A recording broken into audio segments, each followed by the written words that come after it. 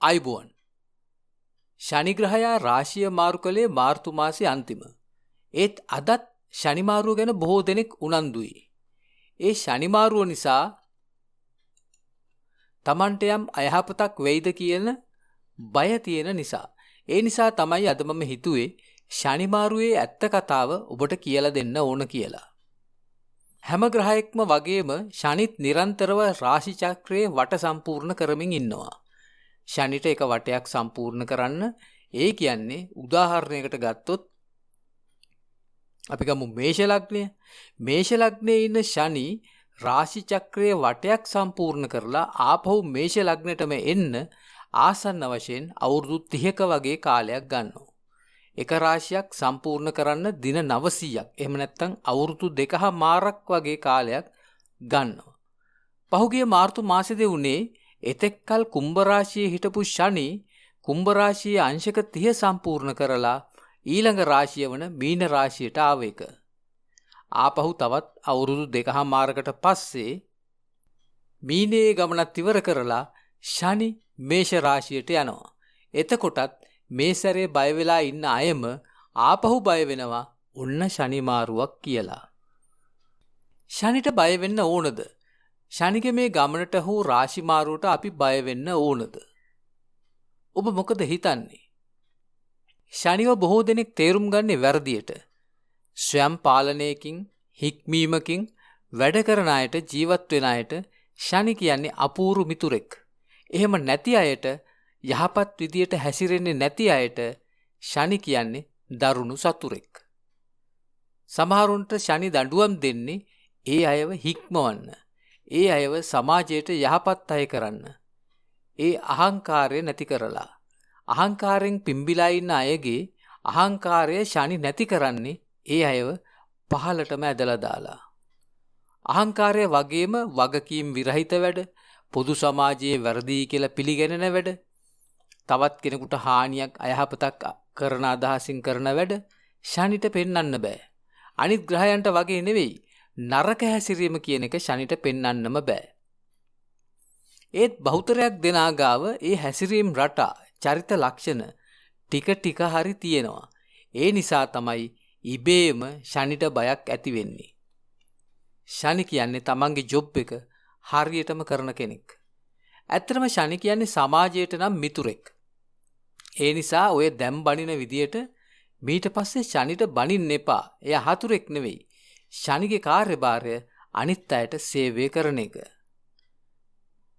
ශනිට උණ කරන්නේ මොකක් හරි ප්‍රතිඵලයක් ලබන්න නම් මහන්සි වෙලා වැඩ කරන එක. ඒ නිසා ශනි හැමදෙනාවම මහන්සි කරනවා. උත්සාහ නොකරන අයව වටනවා විනා කිසිම සහයෝගයක් දෙන්නේ නැහැ. ඒ වගේ අයගේ කිසිම දෙයක් ලේසියෙන් සාර්ථක කරගන්න ශනි ඉඩ දෙන්නේ නැහැ. ශනි ප්‍රතිඵල ලැබෙන එක නවත්තන්නේ නැහැ. හැබැයි දරන්න බැරි තරමට පරක්කු කරනවා. ඒක තමයි වටහා ගන්න ඕන කාරණාව. ශනිගේ තියෙන ලොකුම ගුණාංගයත් ඉවසීම. ඒ වගේම ශනි අගය කරන අපේ ගුණාංගයත් ඉවසීම. ශනි හැම වෙලේම අපේ මිතුරෙක්. ජීවිතේ විවිධ පැතිකඩවල් වල කාරණා වෙනුවෙන් විඳවන්න සලස්වලා තමයි ශනි අපිට ජීවිතය ගැන වැටහීමක් ලබා දෙන්නේ. ඒක යාගේ හැටි. අපිට ශනිව වෙනස් කරන්න බෑ. හැබැයි අපිට පුළුවන් අපි වෙනස් වෙලා ශනි අපිට සලකන විදිය වෙනස් කරගන්න. ශනි අපෙන් බලාපොරොත්තු වෙන්නේ ඒකයි. ශනි හරි එහෙම මිනිස්සුන්ගේ අසීමාන්තික අහංකාරය පාලනය කරන එක එකාතකින් හොඳයි නේද? වෙන කිසිම ග්‍රහයෙක් ඒ වැඩේට අත තියන්නේ නැහෙනි. ශනි එහෙම නොකරන්න මේ ලෝකේ විනාශ වෙලා යන්නෙම මිනිස්සුන්ගේ අසීමාන්තික අහංකාරයයි තණ්හාවයි නිසා. මිනිස්සුන්ට ජීවිතාවබෝධය ওই විදිහට ලබා දෙන එකම ග්‍රහයා ශනි. ශනිට රාශි චක්‍රය වටා යන අවුරුදු 2මාරක් යන බව මම කලින් කිව්වනේ. ඒ නිසා නවග්‍රහයන්ගේ මන්දගාමීම ග්‍රහයා තමයි ශනි. ශනිට ශනෛශ්චර කියලා සංස්කෘතෙන් කියන්නේ ඒ නිසා. ශනහි චරති ඉති ශනෛශ්චරාහ. ඒ කියන්නේ හිමින් ගමන් කරන කෙනා. සාමාන්‍යයෙන් දවස් 30කට අංශකයක් වගේ තමයි ගමන් කරන්නේ. දුකකාරක ග්‍රහයක් හැටියටත් ශනිව හැඳින්වෙනවා. ඒ කියන්නේ බාධක කම්කටොළු ඇති කරන කෙනෙක් හැටියට. ශනි නියෝජනය කරන්නේ බර වැඩ, මහන්සි වෙලා කරන වැඩ. ඒ නිසා අපිව මහන්සි වෙලා වැඩ කරලා ප්‍රතිඵල ලබන්න අපිව පුරුදු කරන කෙනා ශනි. ගොවි පොළවල් වල, කුඹුරු හේන්වල, කර්මාන්ත ශාලාවල වගේ අධික මහන්සියකින් වැඩ කරන්න ඕන තැන්වල නියෝජනය ශනිගේ. රැකියාව, වෘත්තිය, විවාහය වගේ ජීවිතේ වැදගත්ම සාධකවලදී ප්‍රමාද කරලා ආතතිය ඇති කරන එක ශනිගේ එක උපක්‍රමයක්. ප්‍රමාදයේ පියා ශනි. ආතතිය එන්නේ ඒ ප්‍රමාදය නිසා. කේන්දරෙන් අපිට ඒක බලා ගන්න පුළුවන් ශනිගේ සංයෝගකින් හරි දෘෂ්ටියකින් හරි බලපෑමක් තියෙන භාවයක් හරි ග්‍රහයක් හරි නියෝජනය කරන දෙයට ප්‍රමාද වීම බාධක කම්කොටලු අරගෙන ශනි අරගෙන එන නිසා. ශනිට ජීවනෝපාය ග්‍රහය කියලාත් කියනවා. ඒ ජීවත් වෙන්න හරි හම්බ කරන දේ නියෝජනය කරන නිසා. විශ්ව කේන්ද්‍රයේ එහෙම නැත්නම් කාලපුරුෂ කේන්ද්‍රයේ වෘත්තිය ගැන කියන කර්ම භාවයත්, ඒ කියන්නේ 10ත්, ලැබීම් ගැන කියන ලාභ භාවයත්, ඒ කියන්නේ 11ත් දෙකම අයිති ශනිට. ඒ නිසා තමයි මහන්සියෙන් වැඩ කරන කෙනාට හිත පිරෙන්න බරටම ප්‍රතිඵල දෙන්නේ.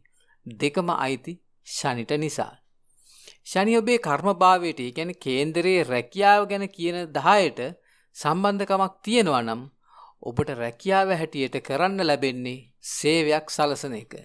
රවිගේ කැබිනට් මණ්ඩලයේ ග්‍රහයන් අතර සේවකයා, එහෙම නැත්නම් සේවා සපයන්න, සේවා දායකයා හැටියට සැලකෙන්නේ ශනි.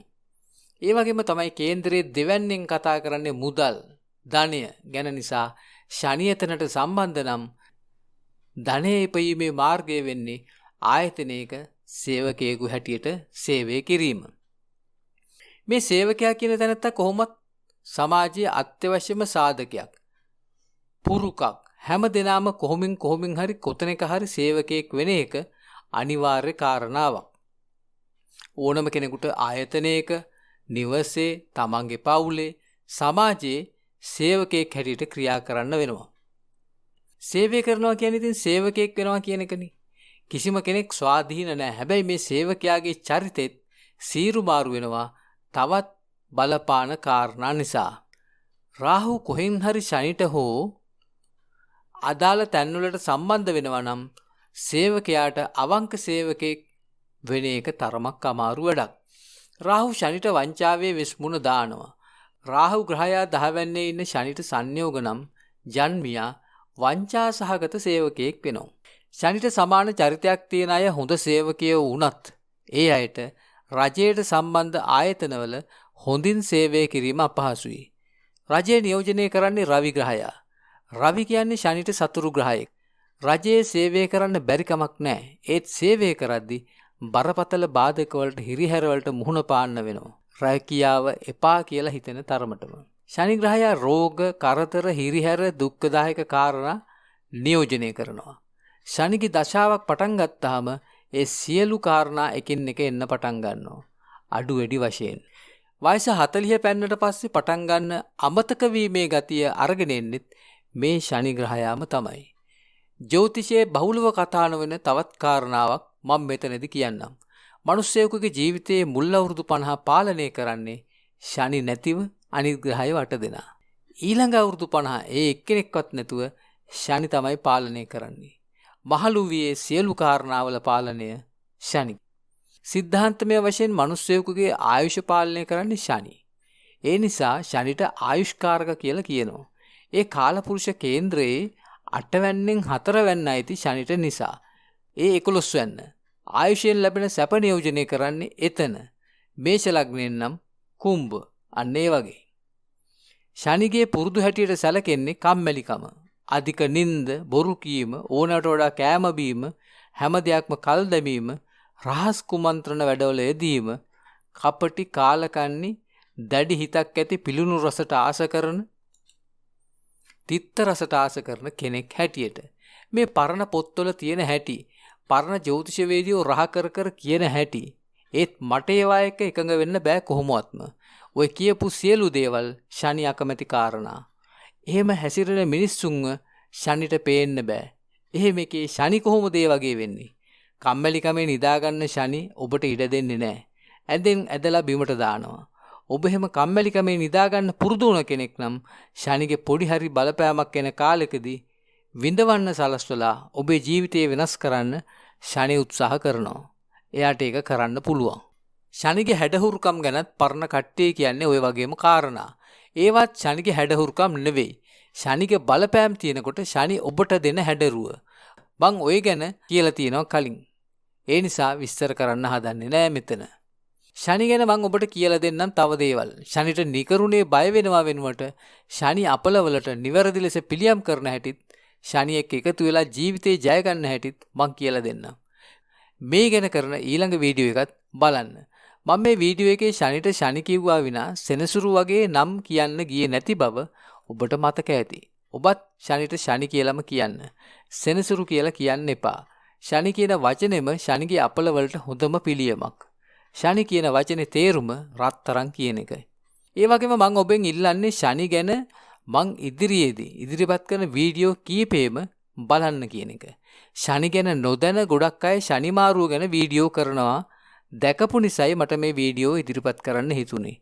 ශනි ගැන හරියට දැනගත්තාම ඔබට ශනි ගැන තියෙන බයෙන් භාගයක්ම නැති කරගන්න පුළුවන්. ඒ වගේම ශනි ගැන හරියට නොදැන බොහෝ දෙනා ඔබට ශනි අපලවලට දෙන පිළියම් උපදේශ වලින් වෙන්නේ ඔබත් නොදැනීම ශනිගේ උගුල්වල ගැලවෙන්න බැරි තරම් හිර වෙන එක.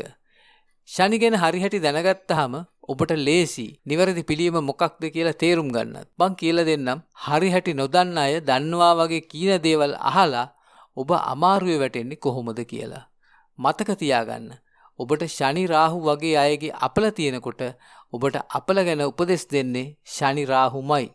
ඔබ උපදෙස් ගන්න හොයාගෙන යන ජ්‍යොතිෂවේදියාගේ පුටුවේ ඉන්නේ ශනි රාහුමයි. එයාලා ඔබව ආපහු කර්ම උගුලෙම පටලවලා හිර කරනවා. කතා කරමු ඒ ගැන. අදට ආයුබෝවන්.